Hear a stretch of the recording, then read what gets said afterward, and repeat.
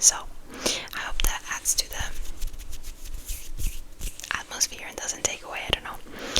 But yeah, so what do I want to say? I want to apologize for missing last Friday's upload. And I'm gonna say right now I might miss this Friday upload as well. I'm just going through some stuff and I just don't have I haven't had the space or time or want or energy to film a video. Today I really want to, and I'm excited to talk about my books. I'm just like reading mood and in a mood to talk about books. But yeah, just so you know, if I'm not feeling like filming, I'm not gonna force myself to film. Like, this is something I do for fun and it's not my job, so yeah, I hope you understand. But yeah, let's get right into the books I read last month. And I am also feeling very inspired by Bee's ASMR.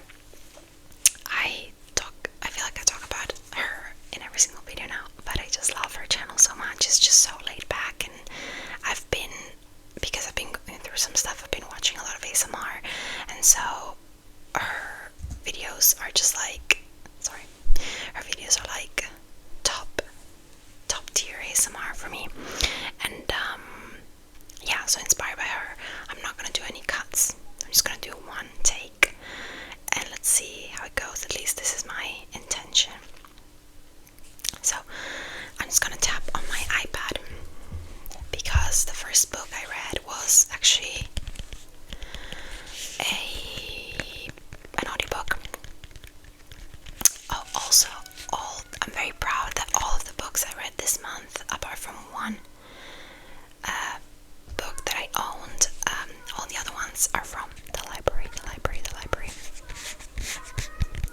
From my local library.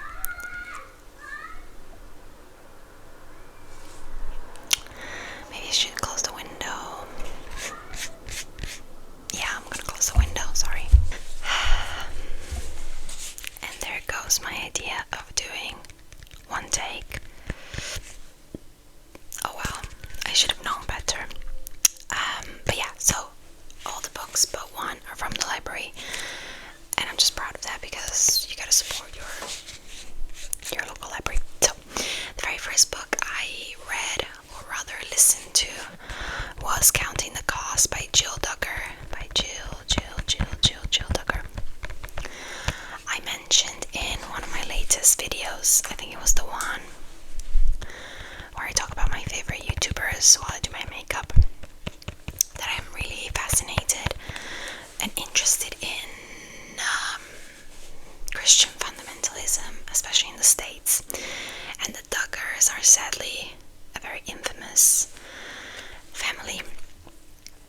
If you don't know who the Duggars are, they are a Christian, a conservative family that gained popularity because of their TLC show 19 Kids and Counting, where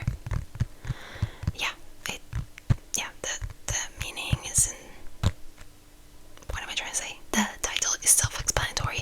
They are a massive quiverful family, and so yeah, they weren't in the spotlight for quite a while, and then sadly the older brother Josh was arrested. I'm not even gonna say or try to say what he did, but look it up. So he's in prison right now, and yeah,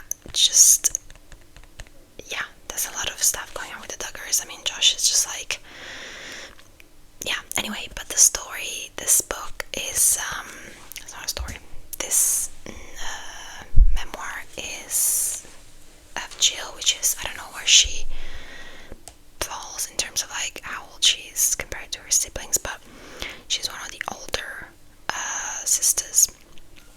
And so in this memoir, it's kind of like her own, telling her own story on her own terms. Basically, she was, a victim and was re-victimized multiple times by television networks and tabloids and things like that. Plus, she just details her own struggles with her parents, specifically her dad, and just like her disentangle untangling, so like her, moving away from certain extremist and fundamentalist viewpoints that she kind of grew out of and studied, I don't know, just, her life and her path towards a more balanced life, I suppose. So very, very interesting. A lot of the things I knew already about, but this was like, it was like adding so much tea, adding so much little elements or like behind the scenes that I didn't know of. I give it a 4. It's a memoir, so it's just like weird to me to judge somebody's story, especially if it's traumatic. I guess I'm just judging the storytelling, and I love how simple, I don't mean it in any weird way, but just like the language is very simple, and I appreciate it because I can imagine Jill Duggar is not an author, she's not a writer, she's not a, so the language doesn't have to be all fancy, it just has to be sincere to who she is. So yeah, I really, really like that. And then I read a book that I didn't like. I give it 2 stars. It's The List by Yomi Adegoke. Is it Adegoke or Adegoke? I think it's Adegoke. This was again from the library. And why did I not like it? So it's it's a novel. It's the story of Ola and Michael. One day, so they're gonna get married in a month when we meet them.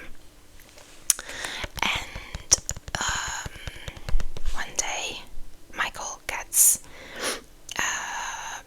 his name ends up being on a list, on the list that gets published on Twitter, and it's the list of abusers, essentially, of men that have been accused by anonymous women of all sorts of anything from, I'm not gonna say it, but just like, it goes from the most horrible things to things just like harassment or inappropriate behavior, let's say. So there's a big spectrum, and he's kind of like, I don't remember what he's accused exactly, but he's kind of like, it doesn't matter. It basically, this list, as you can imagine, rocks the boat and sort of makes Ola have to reconsider things. And the concept itself is really, really cool, like so cool, because the novel is told by both sides. So you have a chapter that is Ola, and then you have a chapter that is Michael, so you also get his inner workings and inner thoughts and stuff. Now, this book does way too much saying and not enough showing, and I hope you do know what I mean, because it's easy to understand that about a film, but books do that as well. So too much explanation, not enough showing. And then like even their love, we get told that they're in love and this and that, but really we also get told about a lot of negative stuff. So like, we don't get to see them in love, it's hard to say. And then of course, with the themes at play, I don't know, like there's so much extra fluff that once you get to the core of the issues, the matters were treated in a bit of a simplistic way. And then I absolutely hated the kind of plot twist ending. It's just like, I don't know, there's a book that I read, the last book I read last month, that treats the same issue and same topic in a way that I loved. So it just comes down to preference. I also just like didn't really, this novel of course talks about a big gender issue, but also a race issue, because these two protagonists are black British people living in London specifically. So there's maybe a whole other layer that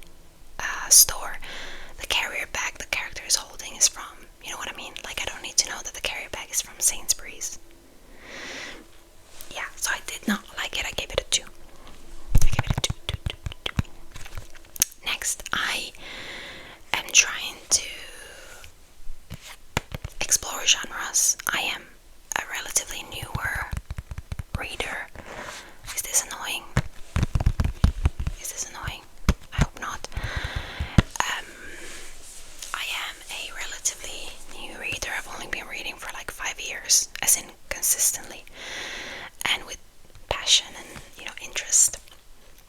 So I'm only now getting into different genres that are not novels, or I've read some non-fiction here and there, but anyway, I'm trying to expand. This month I've already read a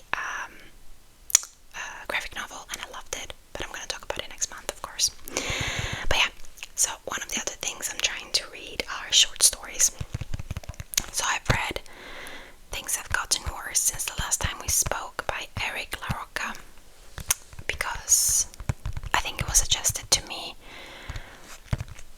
from Goodreads, because in April I read The Hellbound Heart, and so I was suggested a few horror things. Now, this is a collection of 3 stories. You have Things Have Gotten Worse Since the Last Time We Spoke, The Enchantment, and you'll find it's like that all over. I was silly and I kind of rented the book before I had finished another book, so by the time I got to read it, I only had a few days, so I had to be selective. So I only read the first and the last short stories, and I skipped The Enchantment. So I'm only gonna speak about the first and the last. As I just said, I don't have a big repertoire to express opinions, especially on some genres like horror and like horror short stories. But what I'll say is that things kind of escalated a bit too quickly. Of course, it's the nature of a short story, and they were creepy, but I don't know. I saw some reviews that said like they feel like a bit creepypastas, like they feel a bit not juvenile. I don't know what other term. Maybe like a bit unripened, a bit. It's like maybe the author's later works are more mature. What I'm trying to say. That being said, they were creepy. They were fun. I give it 3.5. The first one is about 2 women in a kind of that create a relationship through an exchange of emails in the early 2000s, and yeah, they create a bit of a weird and problematic relationship that will escalate into something horrible happening, and you'll find it's like that all over. It's about a guy that goes to his neighbor, I don't know why, to ask about something, and it kind of like explores the same themes as like if you've ever seen what is it called? Speak No Evil. So kind of like that. By being polite or over polite, people end up in bad situations because they don't have the guts to set up boundaries or to say no just because of social norms of being polite and kind, you know what I mean? So that was kind of cool. So yeah, 3.5. I think I want to read You've Lost a Lot of Blood. I want to try and read more by him, basically. Yeah. Next is finally the one and only book that I do own because it was a present from a dear friend of mine. Thank you. I love Paolo Cognetti. This is Giù nella Valle. I don't know how it's translated in English. Down in the Valley, I guess. Paolo Cognetti, of course, wrote The 8 Mountains, which is a 5 stars. It's one of my favorites ever. This was a 4.5. It's like I can't bring myself to give it 5. If Le Otto Montagne is a 5, this is like 4.5. I don't know if I'm being too strict. This is quite short. I don't know if it's considered a novella, but yeah, this is again set in the mountains. All of Cognetti's books are set in the mountains. It's just like the environment and the landscape really shapes relationships and characters, and it's like life imitates art more than art imitates life. It's like that. Yes. So what do I want to say? Yeah, it's really cool, contemplative. Cognetti is very much about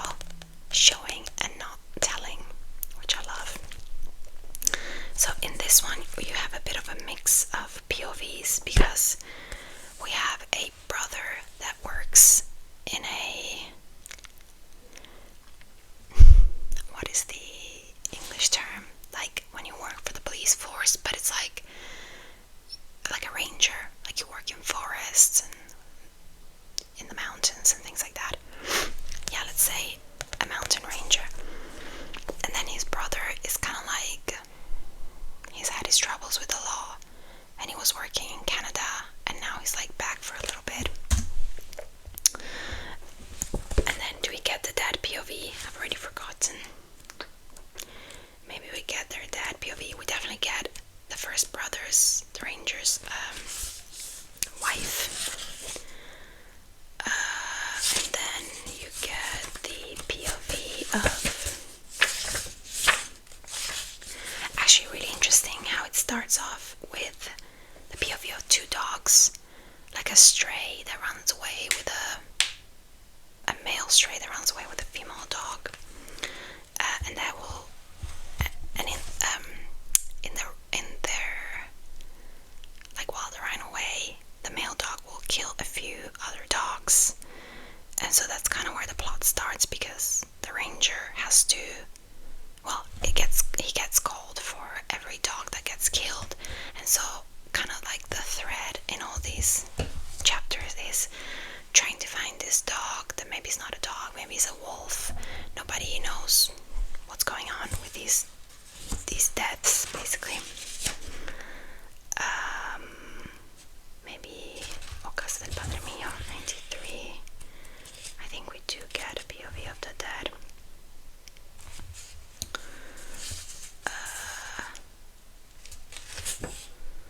Anyway, the POVs are really fun because some are in the first person, some are in the third person, and then also at the end you get a really cool, like you get a poem basically.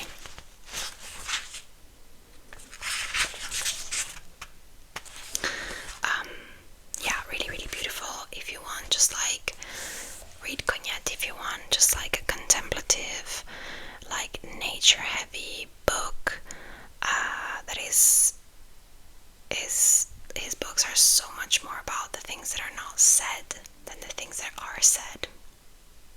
Yes, so 4.5. And then yeah, the very last book that I read, which kind of how do I say, the book that was everything that the list was not, is This Is Pleasure by Mary Gaskill. Now, I've read some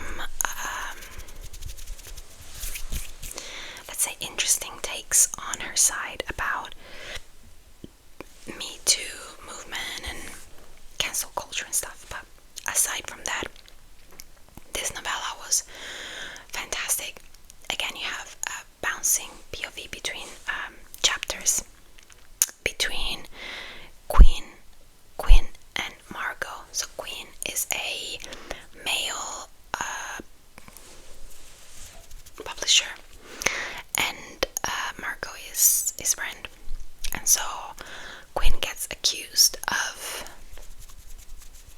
inappropriate behavior, sexual harassment, you know, things like that. And so Margot finds herself defending him and getting negative feedback for that, just like, you know, being called an apologist.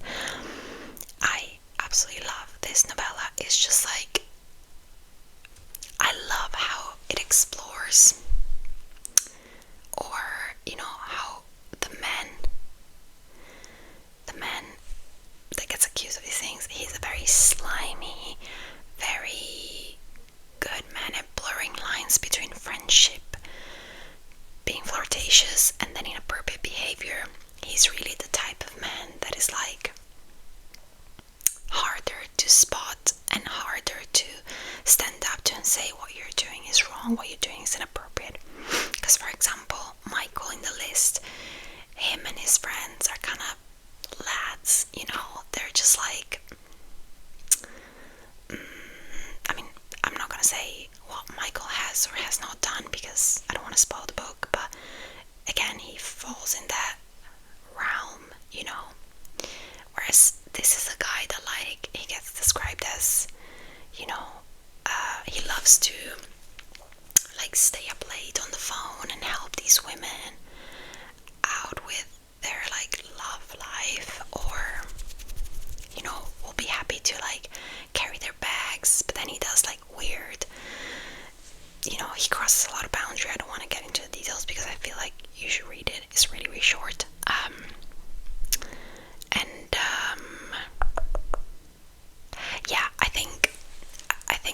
this has very mixed reviews, and I think the negative reviews are all kind of like, I can't believe like the book itself is like an apologist book. To me, it's really not. If anything, it shows how, as a society, we have such a warped perception. We still have such a warped perception of what's appropriate and what's not appropriate, and how, as women, we've been conditioned to like accept a certain level of that type of behavior from men. Like it's all for the jokes. It's all for, you know, this and that. But like really, it's never okay. And again, I'm not gonna get into details because I think you should read it. But yeah, I thought it was brilliant. And regardless of her comments or interviews that I still need to explore. But yes, so if you have not liked the list, give This Is Pleasure by Mary Gaitskill a go. Yes, so these are the books I've read this month. I guess the graphic novel, I technically read it half at the end of May and half at the beginning of May, but I'm just gonna count it as a June read. Let me know if you're enjoying my book content, or if you have any ideas for more book related content that I can do. I was kind of thinking about a video where I could like suggest films that you might like that have the same vibes of books that I've liked. I don't know. And then I was thinking I might do a like reading